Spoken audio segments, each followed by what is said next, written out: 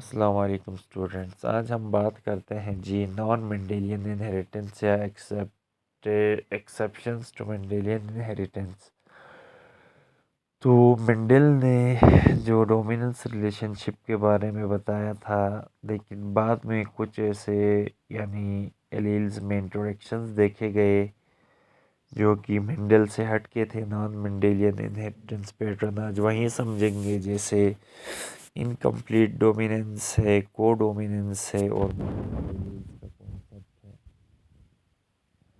तो incomplete dominance के ऊपर काम किया था कार्ल कोरन्स ने 1899 में, और इसने एक प्लांट लिया था, इसको हम बोलते हैं जापानीज 4 o'clock प्लांट। और इसने दो कैरेक्टर्स लिए थे, एक रेड और वाइट। फिर जब रेड और वाइट को क्रॉस किया तो मेंडल के लॉ के थ्रू ये सोच रहा था कि ये या तो सारे रेड आएंगे या तो वाइट आएंगे, लेकिन जब इसने इसकी F1 जनरेशन देखी तो ये सारे क्या आ गए, पिंक आ गए। तो ऑफ स्प्रिंग सारे पिंक थे। तो अब ये जो पिंक फ्लावर्स थे इनको दोबारा से इसने क्रॉस किया।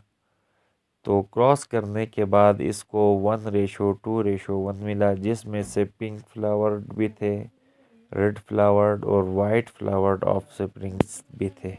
ये जो पिंक फ्लावर आया ये था जी हेट्रोजाइगस इंडिविजुअल। इसमें ना रेड एलील्स शो हुई ना वाइट एलील्स कम्प्लीटली डोमिनेंट थी। तो यहाँ एक इंटरमीडिएट यानी फिनोटाइप देखा, फिजिकल अपीयरेंस देखा दो पेरेंट्स में, और इस तरह के रिलेशन को इसने कहा इनकम्प्लीट डोमिनेंस, जिसमें ना रेड शो हुआ ना वाइट शो हुआ।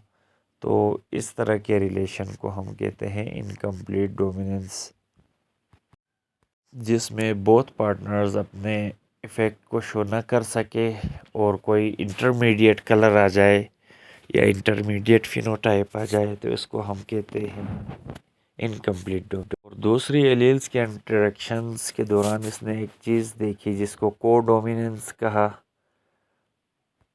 तो नेक्स्ट यानी को डोमिनेंस है स्टूडेंट्स। को डोमिनेंस में ये होता है स्टूडेंट्स कि इसमें जो एलील्स है ना, यानी दो एलील्स जो सेम लोकस पे होती हैं दोनों ही एक्सप्रेस होती हैं, ठीक है। तो अगर ऐसा कोई इंटरेक्शन हो जिसमें दोनों एलील्स एक्सप्रेस हो रही हो, तो इस तरह के डोमिनेंस को को डोमिनेंस। इसके एग्जांपल हम आपको ये देते हैं, जैसे अभी MN ब्लड ग्रुप है ह्यूमन बींग्स के अंदर, इसी तरह ABO ब्लड ग्रुप है या RH ब्लड ग्रुप।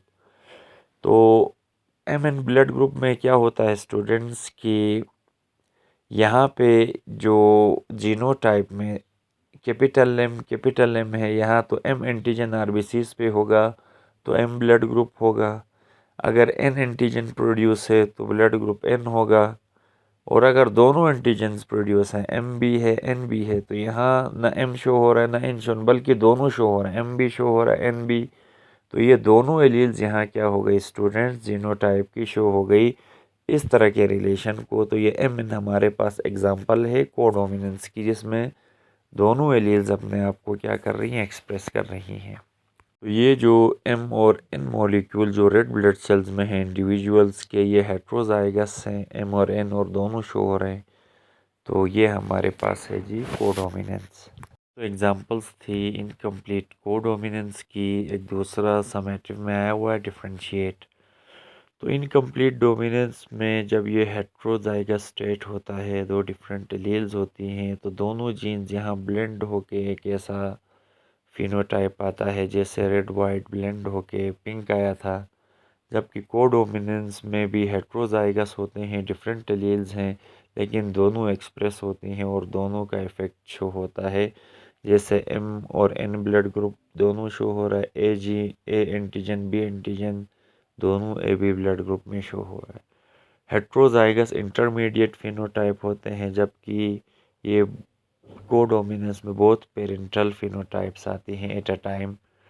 और 4 o'clock इनकम्प्लीट डोमिनेंस की एग्जांपल है, जबकि ह्यूमन MN ब्लड और AB